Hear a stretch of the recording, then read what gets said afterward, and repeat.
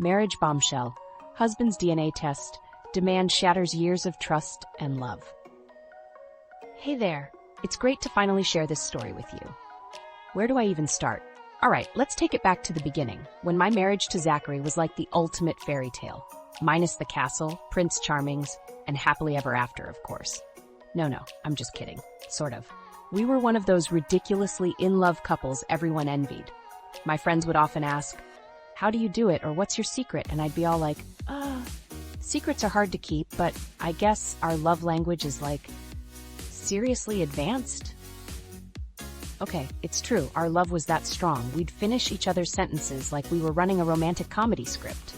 If I said, "I'm feeling fabulous today," Zachary would be like, "Said fabulous, baby." Oh, we were terrible, but in the best way possible. Finishing each other's sentences soon escalated to sharing inside jokes, cracking each other up with ridiculous impressions, and building an infinitely silly, completely ours in-joke language. You know, the kind of laughter that would have us both doubled over, tears streaming down our faces, until one of us had to wipe their nose on a napkin because, well, priorities. Our friends and family thought we were adorable, our love so strong it defied logic. Of course, like every couple, we had our differences, but here's the thing.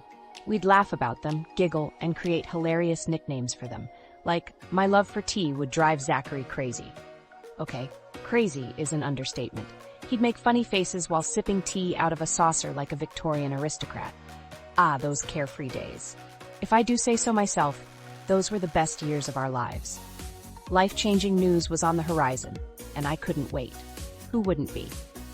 Finding out you're pregnant is like finding a golden ticket, but instead of a chocolate factory, you get to experience tiny hand movements. Babies fighting for middle-of-the-night feedings, spitting up adventures, and discovering a deeper sense of love and adoration. And let me tell you, I took discovering my little bun was a work of art. Hours were lost, browsing baby clothes, onesies, to-do lists, and watching endless videos of babies learning to sleep. Talk about nesting. And when I said those infamous 3 words, "There's a baby on the way," I knew Zachary was going to be super excited, right? But that's where our little love bubble popped. You know those moments in life when everything seems perfect? Well, that was my marriage to Zachary for 7 beautiful years.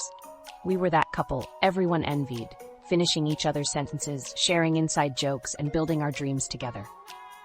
I'll never forget that morning I discovered I was pregnant. My hands were shaking as I stared at those 2 pink lines. After years of trying, it felt like a miracle. I spent hours planning the perfect way to tell Zachary. I even bought a tiny pair of baby shoes to surprise him with. But when I finally shared the news, his reaction wasn't what I expected. Instead of joy, his face clouded over. He just stared at me, like he was trying to solve a complicated math problem. And then he said something that felt like a punch to my gut. "I want a DNA test."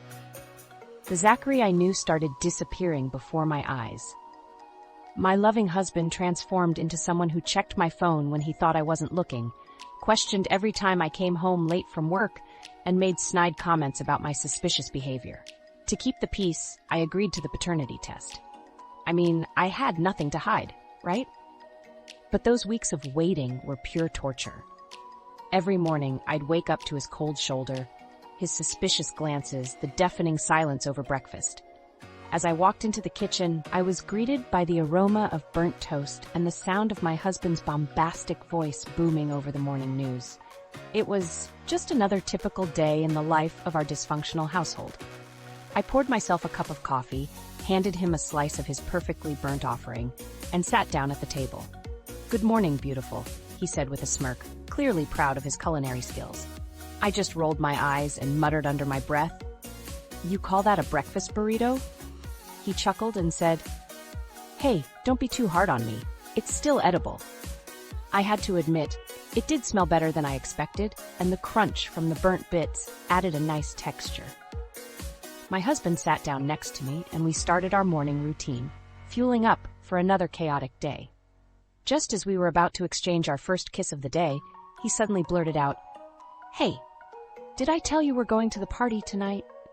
I was taken aback, not just because he hadn't mentioned it before, but also because I was positive I had given him the memo about not attending parties anymore. As in, the company party? I repeated slowly, raising an eyebrow.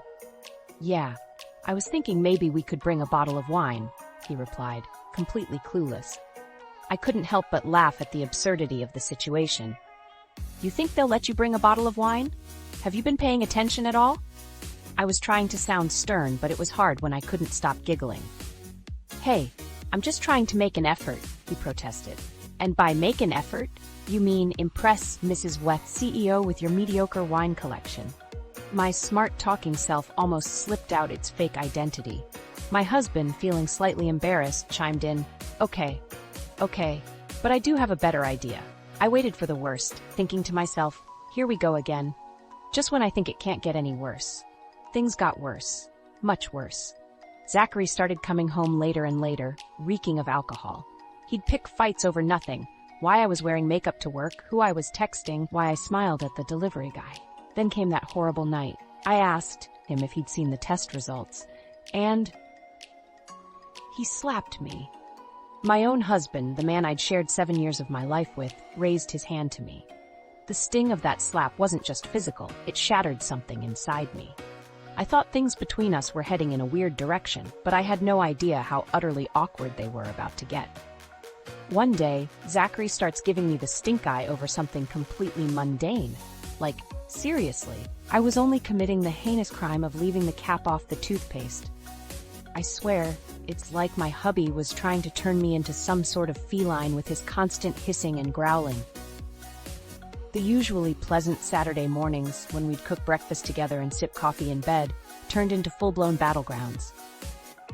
It started with little things, him questioning my outfit of the day, as if I was secretly trying to upstage him with my in-your-face wrong clothing choices.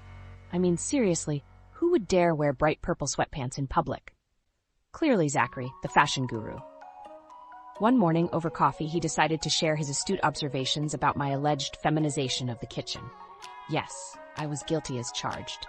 I had the nerve to believe that a woman could, in fact, be the master chef of our household. My terrifying skill at whipping up a decent omelet sent him into hysterics. You're cooking! Oh no, it's the apocalypse. I mock-whimpered just to stoke the comedic fire. However, the joke soon wore off when our conversation started sounding like an interrogation from a not-so-great spy thriller. So where were you on Tuesday? He'd ask, all stoic and serious. I'd respond with a confident, oh, shopping, online, for more essential items. He'd raise an eyebrow, suspiciously scrutinizing my responses as if he genuinely believed I was hatching a large-scale heist. Once, I tried to make the inconsequential joke about loving cheese far too much and having an acidic relationship with my genes, but all I got was an unfunny glare. That and his snide remark about my trying too hard. Apparently, in his world, relationships are a serious, grim business where nobody dares to crack a smile or eat too much cheese. Our hilarious dinner dates. Read, I'd heat up leftovers and he'd take an hour arguing over whether the pasta was cooked perfectly, had evolved into tense conversations that sounded suspiciously like an interrogation. During those cozy dinner settings, he'd carefully examine my dinner plate for any evidence, or at least, that's what my playful imagination told me. I swear at some point, he must have worn a spy novel masquerade ball for Halloween just to practice his interrogator skills on me. Our friends started to notice a drastic change in our demeanor. They'd say things like, "Is everything okay?" as if looking for signs of a hostage situation brewing in our kitchen. They'd tell me later on, and with a hint of concern, "You must be careful, you're rubbing off on him." Little did they know that Zachary had already gone full-on conspiracy theorist mode. We had it all worked out in there. Aliens watching me, a secret cheese smuggling operation, and I think even an underwater lair. It's often said that laughter is the best medicine, but in this case, our tensions and weirdnesses became medicine for the masses. The soap opera-style episode that unfolded in our kitchen became nothing short of a national curiosity. As if things weren't bad enough, Zachary's mother joined the circus. She started calling my friends, spreading rumors about how I'd been unfaithful. According to her, I was the neighborhood homewrecker. Can you imagine? Me, who'd never even looked at another man. thank goodness for my mom. When she heard what was happening, she came over like a mama bear protecting her cub. She stood up to Zachary and his mother, demanding they show proof of their accusations. And then the truth came out. Zachary had received some chat records and a photo from Joyce, our friend's wife. The same Joyce who'd always been a little too interested in my marriage, who'd always had something negative to say about our relationship. The photo? It was me hugging my cousin at his welcome home party, the cousin who'd been serving overseas for 3 years. But Joyce had cropped it perfectly to make it look, well, suspicious. And those chat records? Completely taken out of context conversations about planning my cousin's surprise party. I tried explaining this to Zachary, sitting him down like a furious school principal, explaining that he was completely misinterpreting the situation. I pulled out my phone, scrolling through the chat history with my friends, showing him where the conversations about planning my cousin's surprise party were referenced 1,000,000 times. Imagine my cousin's entire deployment announcement was basically a scene straight out of a comedic send-up, a parade in his honor, followed by a whole birthday weekend bash at the local bowling alley. Yes, birthday-themed bowling, don't ask. It felt like I was one failed coupon away from landing my own reality show. We were all chatting on an inside joke message thread. You know the kind of thing, the project thread, the one where we swap ridiculous joke gifs. There's this one, obviously in poor taste, but made of pure joy, cat doing karate, which makes our spines break with laughter. It's like hitting the comedy bonus jackpot, but it turns out Joyce's copy-pasted version omitted all the fun bits.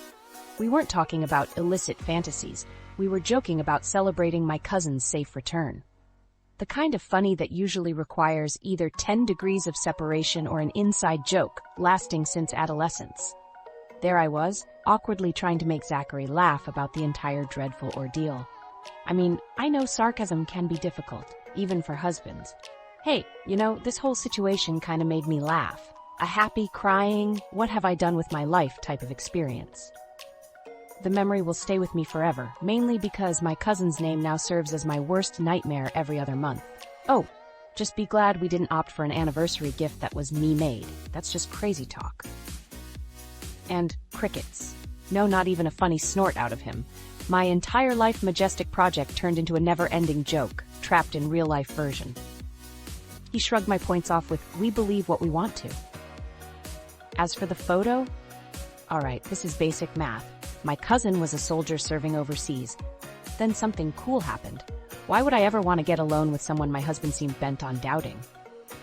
But my cousin was home. And Joyce had creatively hand-cropped us to a size 8x11 baby picture frame that was mysteriously missing half of my arm. Good for her for knowing great pictures start with removing context from the good part. You see, there's this tiny little detail. My cousin is home. To all his family, to his friends, perhaps not even back from his trip, but there's obviously a full-on welcome dinner for one awaiting him. One by me, one with only our friends, maybe more secret ingredient party chicken dinners. We actually got his hello home party scheduled up a week in advance, with all activities, all social events going at the same time they did 9 years ago. The return was a historic affair, but what makes this interestingly priceless? Wasn't I organizing the welcome back right around nearly the same week you wanted to schedule the company holiday party, so very near to when everyone I do seems so nervous about? Still didn't convince him. 7 years of marriage, countless memories, all the love we'd shared, it all came crashing down because of suspicion and lies. The trust was gone, shattered like that glass Zachary threw. Even after the DNA test came back proving he was the father, things were never the same. You know what I learned from all this? Communication isn't just about talking. It's about listening, trusting, giving your partner the benefit of the doubt. One moment of doubt, one hasty conclusion can destroy years of love and trust. You know, after everything I've been through, I thought I'd be an expert on getting my life back together by now. Newsflash, I'm still in recovery mode. And by recovery mode, I mean wine mode. As in, wine o'clock, which starts at 9 a.m. Anyway, learning to trust again is tough, especially when you're still trying to figure out who you are on your own. It's like discovering you can eat an entire pizza by yourself without getting judged by anyone but your stretchy pants. Oh, the liberation. First step in regaining my confidence. Becoming an expert in making myself laugh. I mean, have you seen those memes about being a solo Netflix account? Single-person households should make those pro memes. It's time for me to create my own solo, cringe-worthy content, all while perfecting the art of making my own lunch. And trust me, I'm quite the culinary whiz. Folding my clothes, all 5 pairs of sweatpants that I own, and figuring out how to be an adult without having Zachary to referee my life for me. Now I know what you're thinking, but what about the whole not losing yourself thing? Don't worry, I'm on it. I'm rediscovering my quirks one facial expression at a time, like mastering the deer in the headlights emoji. It's about time someone documented my emotional expression, right? Here's what I've learned so far. Always try the latest cat videos when you wake up. They're medicine. Binge watch as many romantic comedies as possible, especially if they're starring John Krasinski. He's the perfect co-pilot. Buy more cheese than you'll ever need and claim it's for an emergency. And finally, if someone asks what your secret to moving forward is, tell them it's avocado toast. It's like a reflex. Now don't get me wrong, I'm not 100% perfect yet. I still do things like accidentally locking my keys inside the house. Hello. Dramatic entrances. Spill coffee on my shirt. It's like a personal game of spot the stain. And occasionally trip on my own feet. You name it, it's happened. But hey, at least I'm doing it with style. All of 5 laughs a day. You see, it's funny how after everything, moving forward isn't about fixing everything. It's about finding the funny. Discovering the humor in brokenness and embracing the cracks is what gets me out of bed in the morning. I mean, when else do I get to watch an entire hour of cooking fails, laugh over personal essays about how therapy saved our relationships, and even secretly enjoy the classy overused phrase, "I'm just not built for this kind of thing." All I know for sure is that life goes on, even with its own peculiar brand of weird. To anyone watching this who's in a relationship, please talk to your partner. Don't let suspicion poison your love. Don't let outside influences destroy what you've built together. And most importantly, remember that trust, once broken, is like a shattered mirror. You might be able to fix it, but you'll always see the cracks. As for me, I'm learning to trust again, but this time, I'm starting with myself. Because sometimes the strongest thing you can do is walk away, even from 7 years of memories, when staying means losing yourself.